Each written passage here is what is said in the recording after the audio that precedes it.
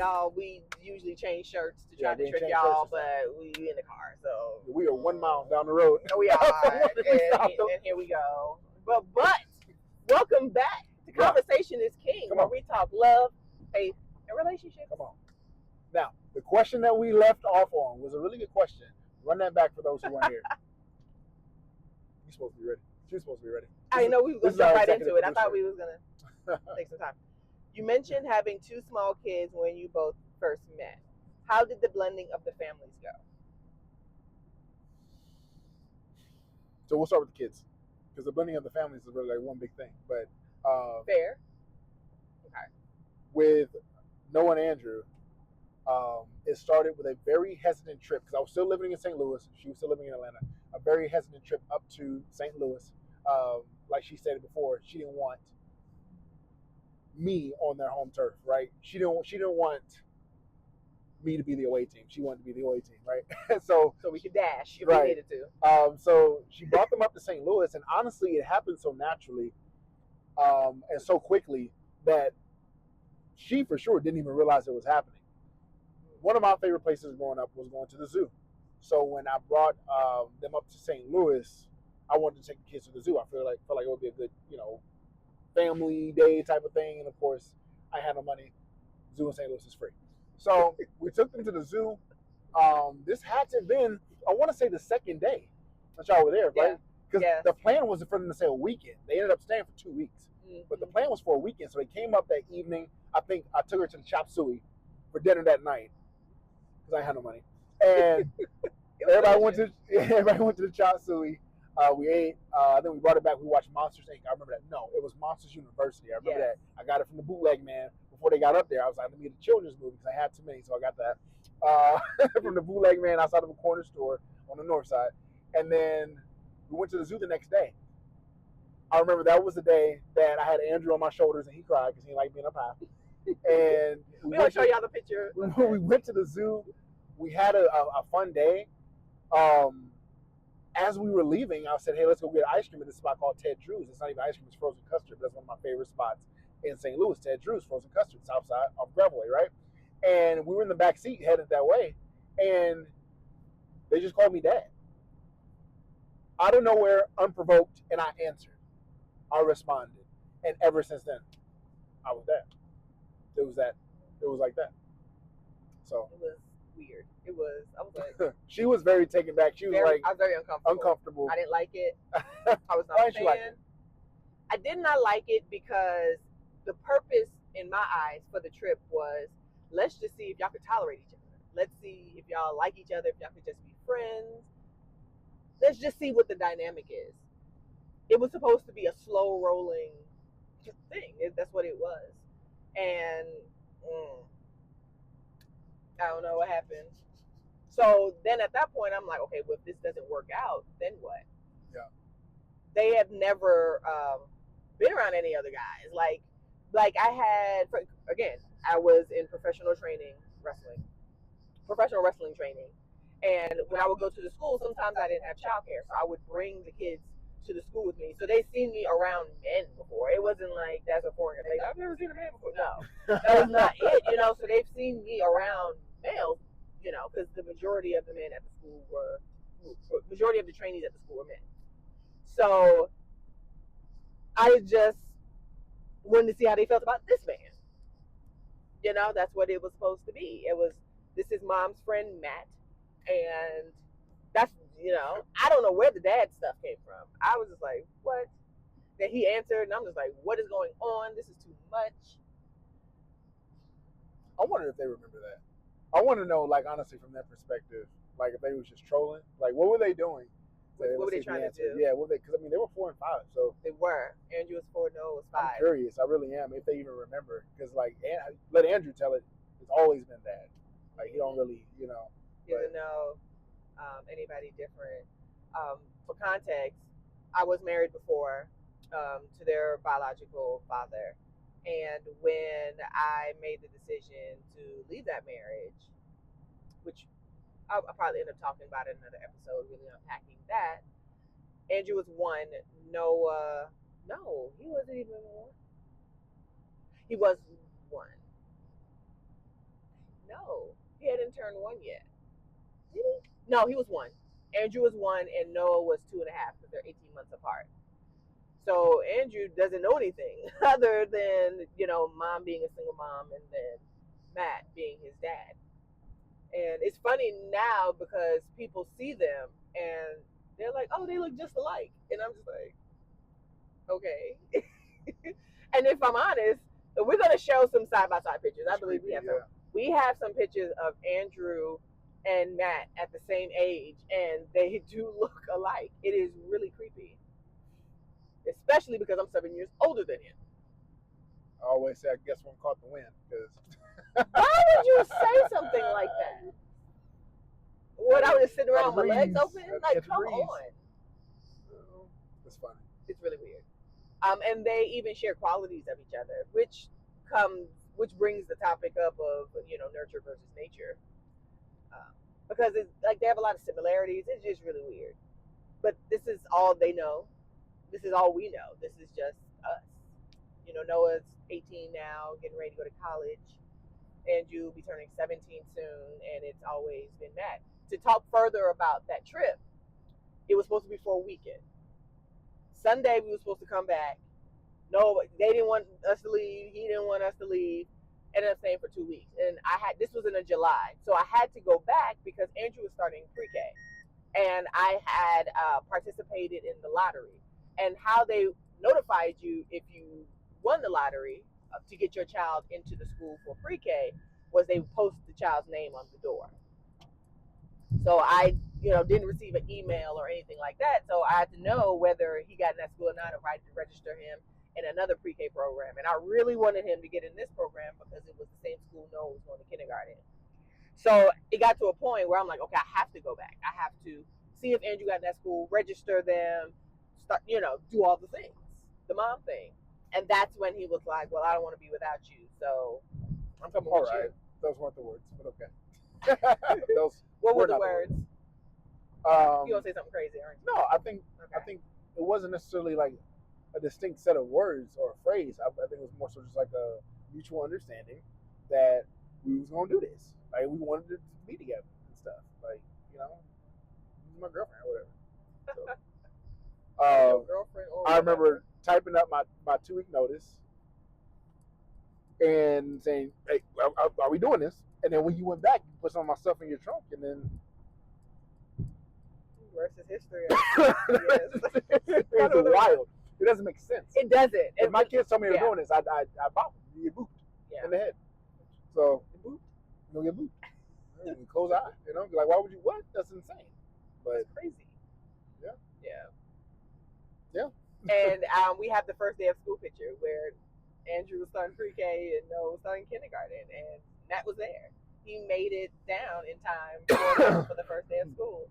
Yeah. We're gonna show y'all that picture too. It's wild. It is wild. Yeah. Now since not Andrew, well Andrew technically too, but Noah's getting ready to graduate high school and go on to. So we were saying we're gonna recreate that picture. Yeah, we gotta go back to that school. Absolutely. Recreate that picture. So what was it like that moment for you that the families were blended? Is that the moment too for you, or was there something more? So for me, that was extremely scary because I knew that I can't teach young men how to be men. I knew that. But I didn't know how to get them what they needed. But I also was not thirsty to just whoever. Come on, no. We're not just going to have a man in your life for the sake of doing that. So, which is why I was content with being alone. I'd rather be alone than bring the wrong guy into your life. I'd rather try to navigate how to figure out how to explain boy stuff to you than to bring the wrong guy into your life and then you have to be reprogrammed. So that was really, really, really scary for me because I was like, I hope this work out. Because if it's not, it's not. And I'm okay with that. But I don't want to traumatize them. I don't want to traumatize myself. So that was very, very scary. Because that was another layer to figure out. It's one thing to figure out navigating it myself. It's another thing to try to figure out how to help my kids navigate it. They seem to not have any problem. You know what? Let's talk about that. And y'all gonna cuss at me for this one too. I believe one reason why it did not take Noah and Andrew a long time to embrace Matt was because I never allowed them to feel like they was my man. There was no, oh, you taking my spot, or this my house. Who are you? It was they were my sons. I didn't, and I was very intentional about this. They had other people that would buy them Valentine's Day. I would not. You are not my Valentine. You're my son. They didn't sleep in the bed with me. I didn't take them on dates. Things, I never gave the illusion of you my man, or you the man of the house, or anything crazy like that. You're my son. You're a child in this home, and you're going to stay in a child's place. I believe that is one of the reasons why they were so open and receptive to a male figure coming into their space and becoming their father. I think that's going to piss a lot of people off, but hey. Why do you think that? Especially around Valentine's Day. You see a lot of he my king, and you my Valentine. I just, no, he's just not. So I heard you made a comment a couple minutes ago. You said that you weren't going to just bring any man into their life. You was going to bring the man into their life. So Lord. Tell the people, because I'm sure they're dying to know, what was it that, solidified for you that I was, the man? Firstly, well, let's back up. So when we first discussed you meeting the children, Matt made the idea of, hey, I like to travel. Let me come down to Atlanta to meet them. And I was like, no, absolutely not. And if you want to push the issue, we're breaking up today. Like, that's how for real I was about, you are not coming to there. You are not going to create bad memories for them here in the place that's supposed to be peaceful. And I didn't necessarily even mean our home. I meant in their city. I don't want them to ride by. That's the place where you told him to go to hell. Like, I didn't want any negativity in their space. So just in case it didn't work out, I didn't want it to not work out where they live. And he didn't push back. He let me lead the way with what was comfortable for me, and as well as what I felt I was doing, what was best for the children. That level of trust and respect, I really, because he could have been like, nah, that's stupid, or whatever, or nah, we gonna do it this way, or no, I don't want them in my house, or I don't want, he could have taken so many different approaches to it, but he was just like, okay, let you lead the way. Whatever is best for you and them, I'm down. And then when we came up, he was very accommodating. He made preparation for them. He made it very safe and comfortable for them. He was very intentional about fostering that relationship. And then he understood we were a package deal. It wasn't like, all right, y'all here, go sit in that corner and play and shut up while I be with your mama. No, it was we are us. And I appreciated him wanting that. And then also, how do I put this? He was willing. He was willing. When we had the conversation on the phone that I was a mother, a single mother, he was like, okay, he wanted to know the status of, their birth father. I shared that. And it was just kind of like, whatever you need, tag me in. I'm down. Let's rock. Let's do it. And just that willingness to be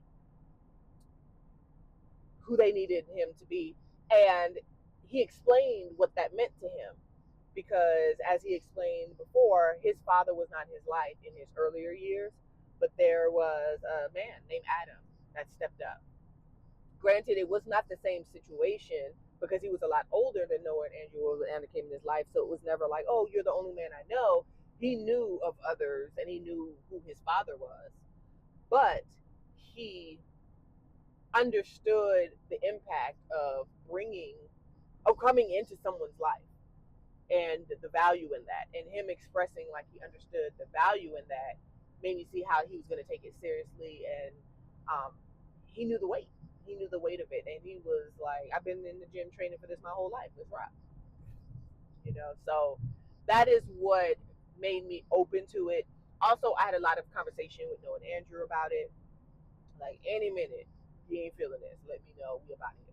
Any minute this is not working anymore, that's cool. So knowing that I'd given them license to be honest with me about anything concerning the situation, even if it was, I don't like the way he told me to do dishes, whatever it was. And then nothing but positive coming from that made me see like, all right, we might be on something here. And it wasn't that everything was positive because he always gave them their way. No, it was some, hey, clean your room in there. It was some, but they understood and they felt that it was coming from a place of love. Even at that young age, they knew. So it just... They still don't do it, but yeah, it was coming from a place of love. No, it does. Andrew's getting better. Bless him. That's my baby. That's my baby. Y'all pray for me when we got to drop Noah off in college. I don't know. You know that Fantasia meme? Yeah. That's me. That's going to be me. Praise the Lord. But so excited to see the man he's going to become and go into this new chapter of his life. That was so off topic. But... Okay, ladies and gentlemen, we are going into a new segment of the podcast where we're just going to talk. We're going to talk about different topics, more geared towards things that we've seen on social media or things we know of people that we personally know. And we're going to unpack it and give our perspective, talk about if we agree, disagree, why we don't, just really dive into some different topics. So basically messy stuff we found on the internet that we want to get messy about. Right, yeah. I mean, I wasn't going to say it like that. Yeah. But let's talk.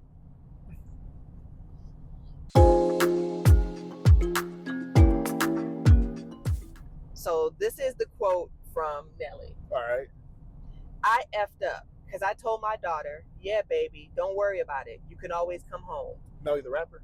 Correct. Yeah. What other Nelly do you know? Because you also said personal, because I don't know no Nelly.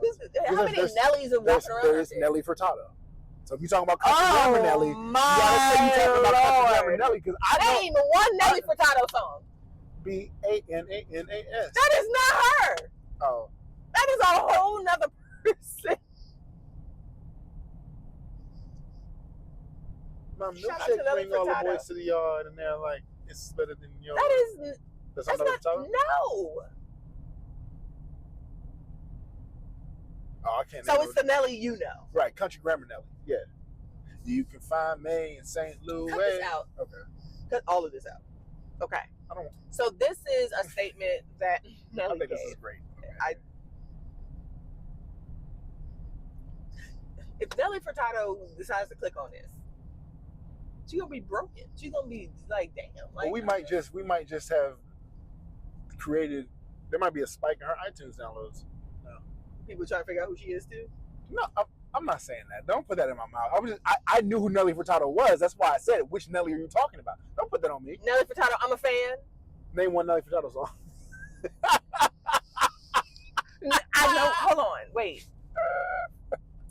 This is staying in. This is gold. I know one. It's in my phone. I can even pull it up right now. So, but you're getting off topic. And at the end, I'm gonna pull up the Nelly Furtado song. I have it downloaded in my phone. So we're talking about the Nelly you know. Band-Aid under the eye Nelly. Yeah. Country grammar. All right, St. Lunatics. The one that like manicure toes, which is called a pedicure. Right. I don't even know. Cornrows, manicure. Okay, I'm sorry. We'll get started. All right. So I didn't know he had grown kids, though. He does, a lot of them. So this is the statement that he made. I effed up because I told my daughter, yeah, baby, don't worry about it. You can always come home. You always got a room. My son, he can come home, but he get the couch. Eventually, he got to get the F out. He got to. He a man. You got to go. You can always come home sometimes when S don't work out.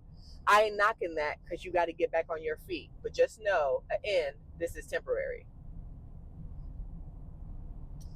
So the topic is that he, I guess, parents his female children and male children differently. They're all adults, but he allows his daughters to come back home, be comfortable, have a room, living it up.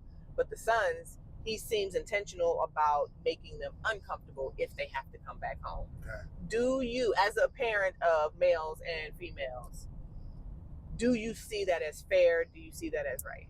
As a male, I wish there are moments in my life I wish I could have leaned on my parents. And no, I don't think there's anything wrong with that. I think there's a fine line you got to walk between being a supportive parent and enabling your child's foolishness. If your child is genuinely striving to make it, to do the right thing and do it the right way, and they just simply fall on hard times, I don't see an issue with opening up your home to your child.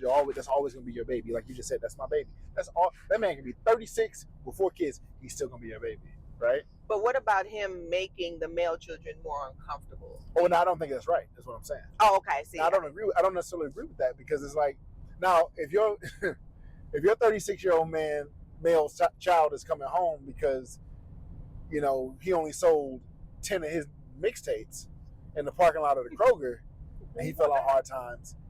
I understand that level of tough love, but just being unkind and not nurturing to your child simply because they're male and fell on hard times, I don't get that. I see what you're trying to do, but I don't think that's the way you do it. I don't think that's the way you teach your son or your male child to be, stable or the leader or provider. That's not how you do it. Now, granted, I believe that it's on us as parents to raise them up to the point where they never need to have to come home. Right? To me, that's a measure of success. If our children never have to say, I really need to come home. If they want to come home, it's different, and that's a different topic.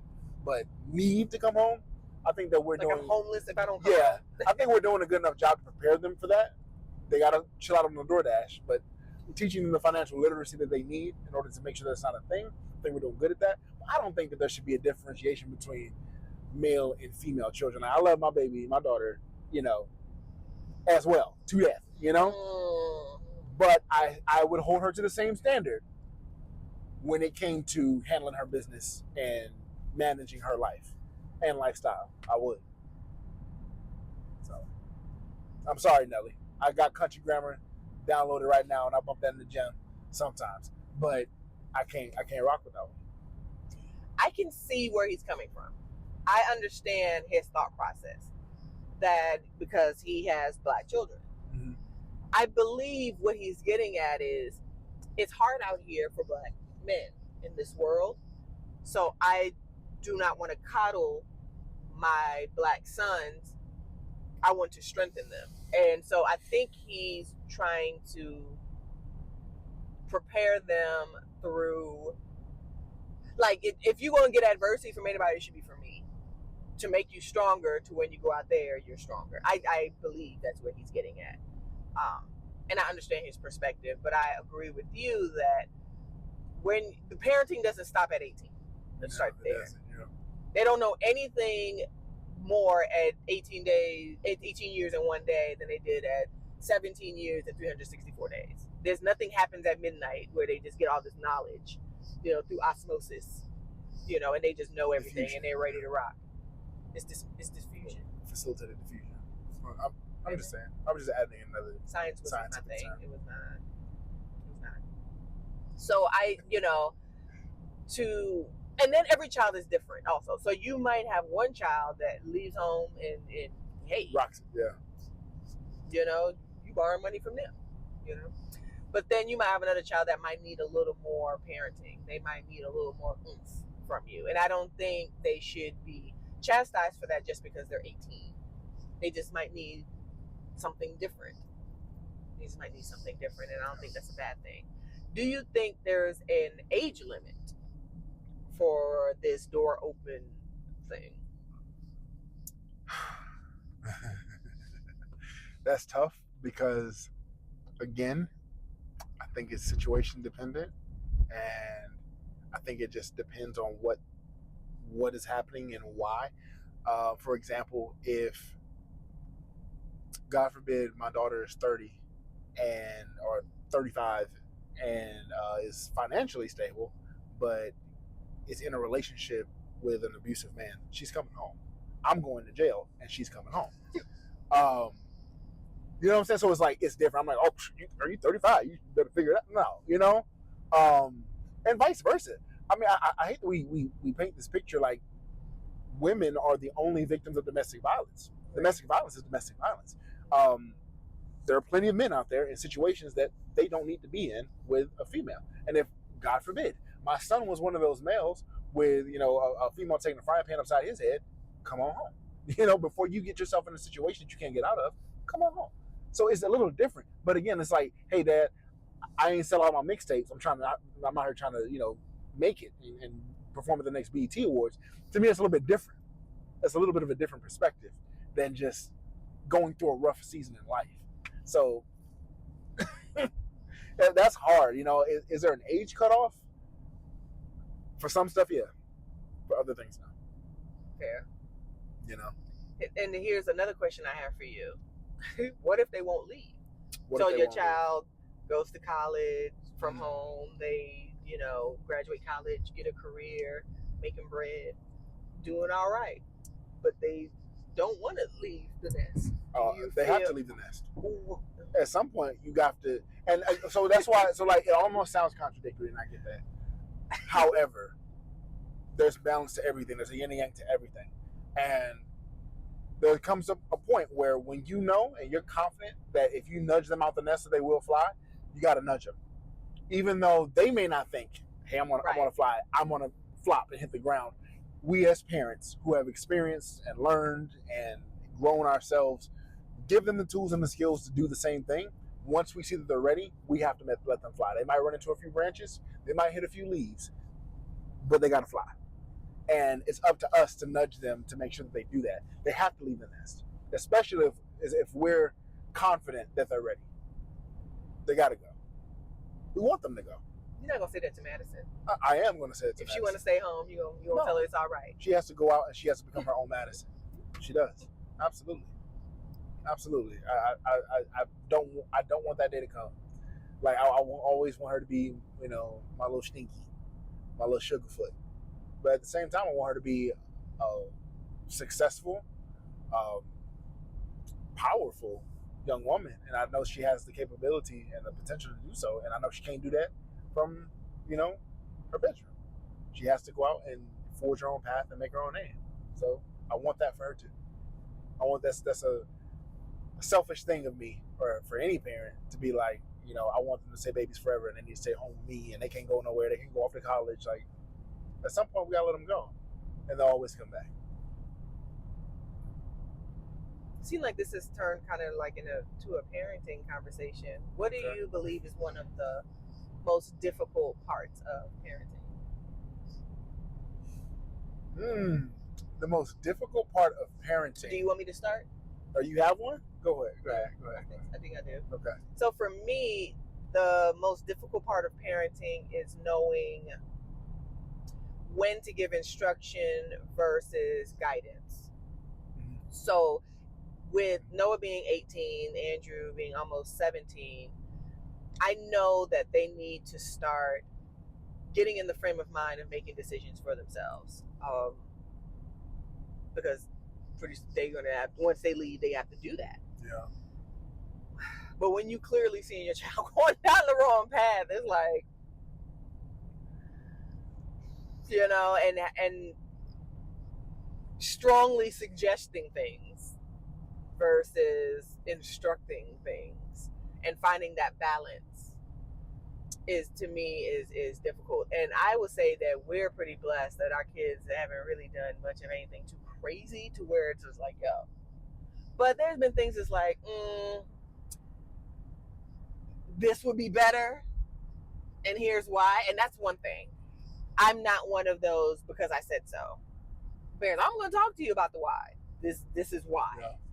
To help them understand where it's coming from. And that's coming from a place of love, of course, in a place of genuine concern, and a place of thought. It's not just an emotional decision or just a spur of the moment thing. It's like, no, I've either lived it, seen someone lived it, I'd look. But I know a lot of times they have to learn from falling down. It's just, I guess, the selfish part of me. I don't want my children to make mistakes, much less the same mistakes I made. So I try to save them from themselves sometimes, and just knowing how to balance that and how to stay out of the way. That's the toughest part. But for me, the toughest part of parenting is getting my kids to learn the valuable lessons I know they need to learn without them learning them the way that I learned them. Yeah. That's hard. Especially when, for all intents and purposes, my children are spoiled rotten. And I don't know how we got here. I know how we got here with Madison. That's my fault. That's on me. But I don't know how we got here because we did everything that we were supposed to do. You know, there was not. Don't get me wrong. There were seasons, there were years when all they got for Christmas was a fish, and that's just what it was, right? Like, we got them a little goldfish for Christmas, and they killed it. No, I accidentally killed the goldfish. Cleaned out the bowl. It was a thing. I apologize. Let me go. May he rest. Let me live. But I grew up in the PJs. I grew up with bars on my windows. I grew up going to food pantries. I grew up living in homeless shelters. So I understand the value of home. I understand the value of a meal. I understand the value of financial management because I lived it. You know, I lived on welfare, waiting on that check to come every month. You know, I lived in a state of poverty that my children have never. My children have always had a washer and dryer in their house. I grew up getting a taxi cab to the laundromat. My kids have always lived in a house. I grew up living in the projects. Always had their own room. My kids have always had their own room. I used to share one with my mother. I didn't have my own bed until I was 13 years old. My kids have always had carpet under their feet. And if it wasn't carpet, it was hardwood. We had concrete and cold, hard floors in the apartment that we lived in when I was growing up. So it was like... Was that TV in their room? They've always had a TV in their room. Me and my mama shared one with the knob on it. And sometimes, like, when the knob broke off, I had these pliers to turn the channel. And we had a coat hanger on it for an antenna. Real spill. That was my existence. I used to have to walk everywhere. I used to walk to school. I walked to work when my mom couldn't afford a car. My kids ain't never... No, Noah been on public transportation because he wanted to. He was going to the concert, the little baby, the little toddler concert. Not little baby. What's his name? Young baby. It was Big baby. The one that just got engaged. Thug. Yeah, Young Thug concert. Yeah. It was at State Farm, and we didn't want to drive him. I ain't gonna lie, I ain't gonna hold you. Going to the city. He got on the MARTA because he chose to. I got on the MARTA because I had to. Not the MARTA. It was the Metrolink where I grew up because I had to. So it's just hard for me to try to instill these values in them. That's why, like, I'm so hard on them about cleaning up the house. You don't understand what it's like to not have this house. I do. So, like, to earn and work and acquire nice things, it's like you want to take care of them. They don't necessarily, like, they're just like, this is normal. And for me, it's not. So it's very difficult for me to instill those values in them without living in the projects, you know, without actually eating out of a food pantry, without we go grocery shopping, you know what I'm saying? Like, they just don't get it. So that's the hardest part for me, is teaching them without letting them experience. And they have expensive palates. They want lobster and steak and... They're not getting it, but... Lamb sure. And, yeah. You know? They're like, what happened to chicken nuggets? Right. Like, when did we get away? Fish sticks and Kraft macaroni and cheese is what I came up on, you know? That was a delicacy. Fish stick night, we doing something. Mrs. Paul's fish sticks in the green box, we doing something. In the green box? In the green box. The best fish sticks was Mrs. Paul's. Don't ask me. I just know.